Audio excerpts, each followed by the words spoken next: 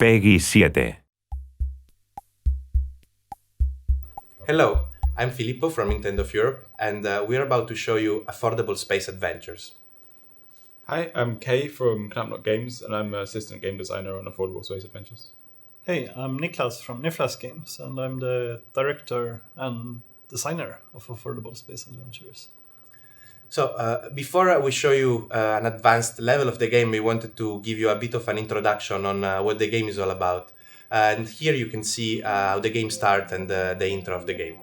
You can be a professional space explorer. Let You Explore provide you with a cheap but functional spaceship equipped with everything you could possibly need on an alien world. We call it small craft. But how do I find an alien world? We've already found one for you. We've named it Spectaculon. It's located 23 light years away. It's safe, beautiful, alluring, amazing. Okay, so we're about to see a cooperative level. And can you tell me a bit about how the roles are divided, which parts of the ship are being controlled by whom? So you're the engineer, and you're controlling the internal systems on the gamepad, which directly affects how I'm controlling the ship as the navigator.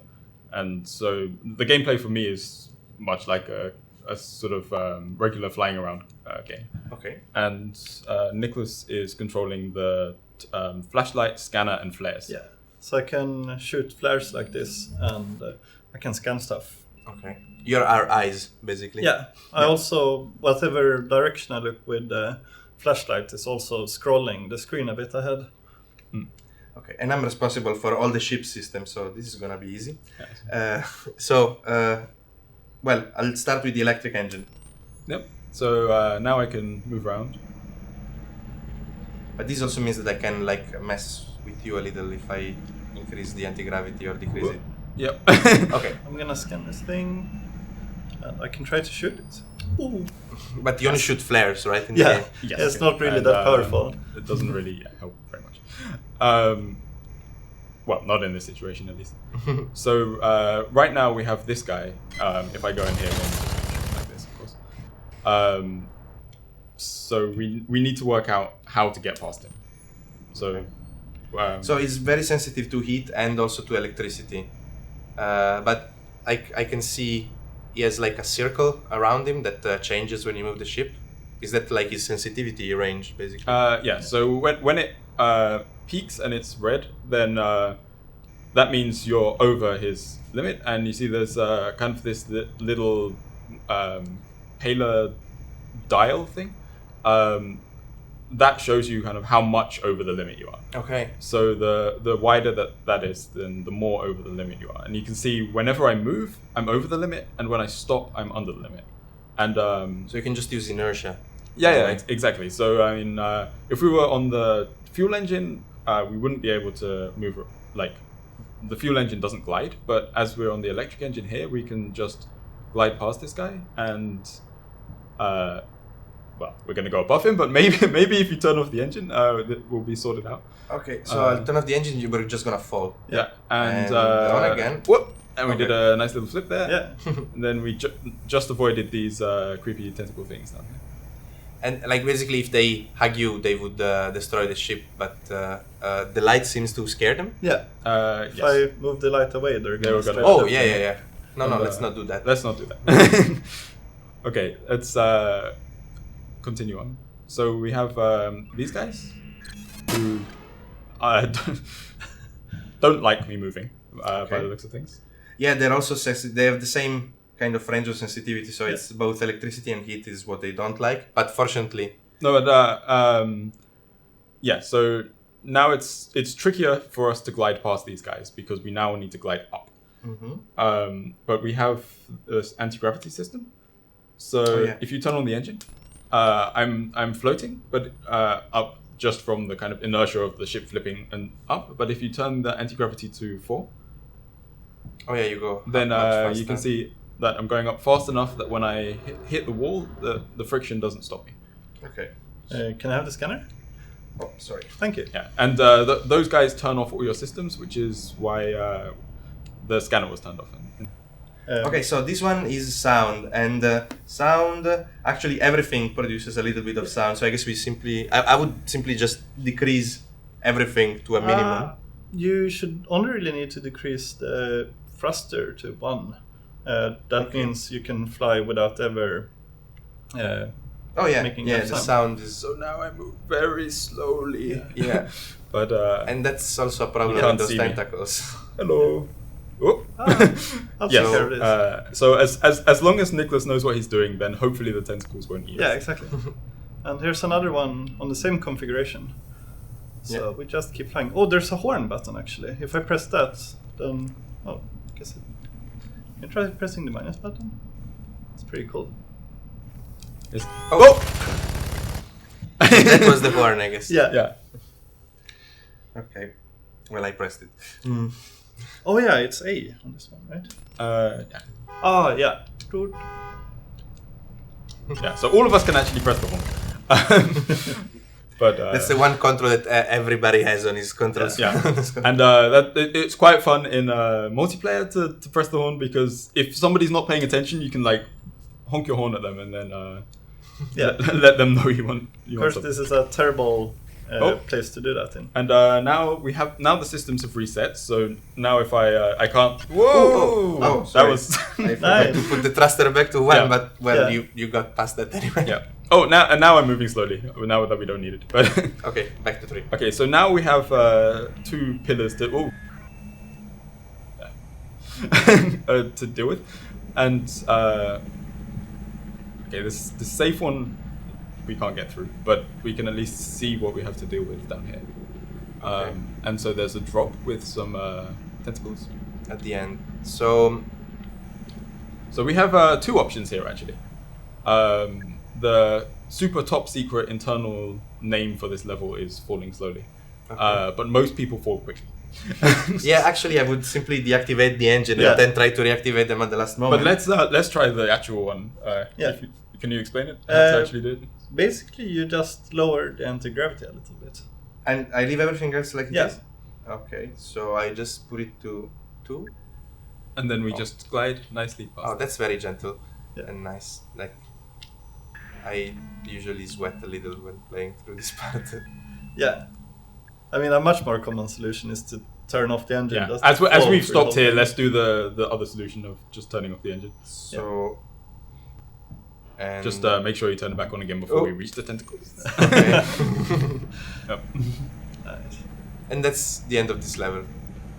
After this brief introduction, I wanted to show something much more advanced. I want to show how the ship actually has many additional features, and how passing each level becomes really a challenge. You have to think about what you're doing. So I'm scanning these robots so I know how far they can see.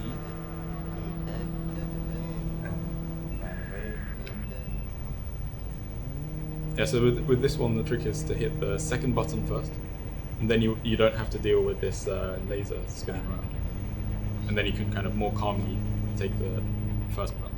Well, I mean, you can hit the first button now if you want, but it's more tricky. Nah, I'll not do that.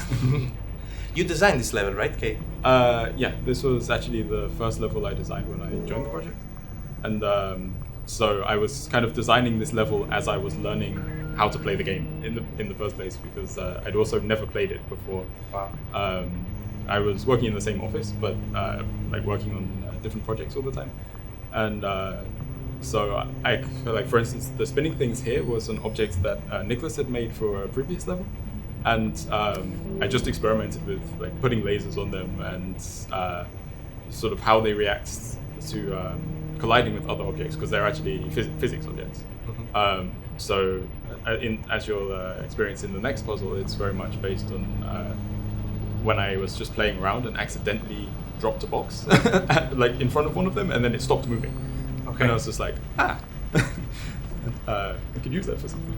So now I activate the sticky landing gear so they can pull up this box. Yeah.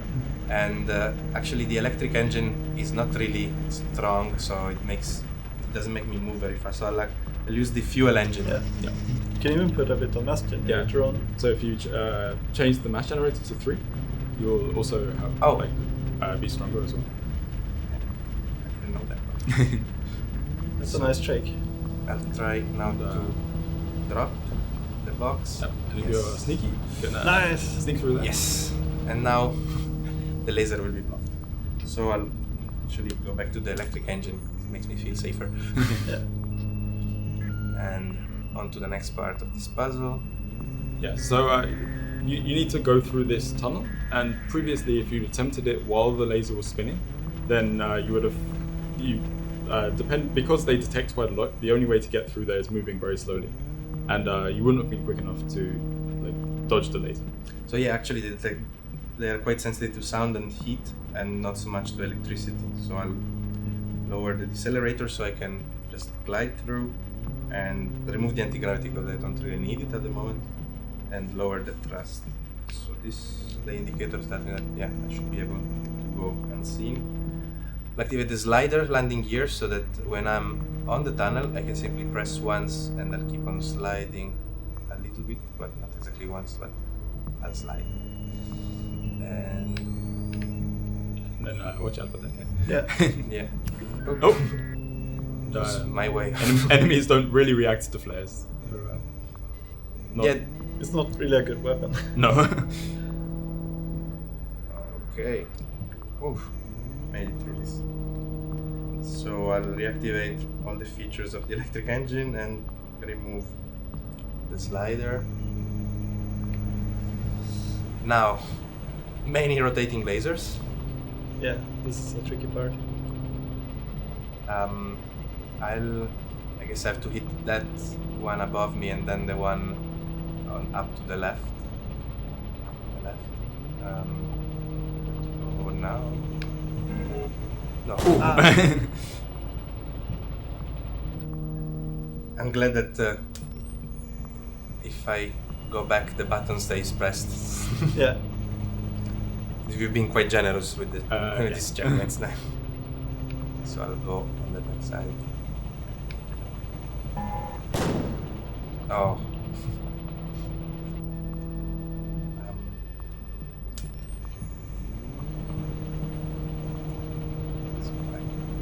I can probably hit that with a laser, right? Yeah. Yep. So that last button turned off one of these side lasers on the spinning object. So if you time it right, you have a lot more time now. So if you go around, you can.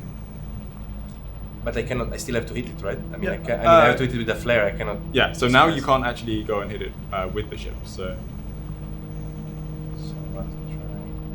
Yeah, there's some pretty good angles. Yeah, that's a nice one. Okay. And usually what I always do at this part is I forget that there's another robot up there and get brutally shot. Yeah, it's a bit hidden. but that was on purpose. Yeah, of course. So Now I'll turn on the fuel engine because this guy is quite sensitive to electricity, and I have to deactivate the stabilizer. so now your ship wobbles about. Yeah, if I'm not touching any button, it's quite unstable.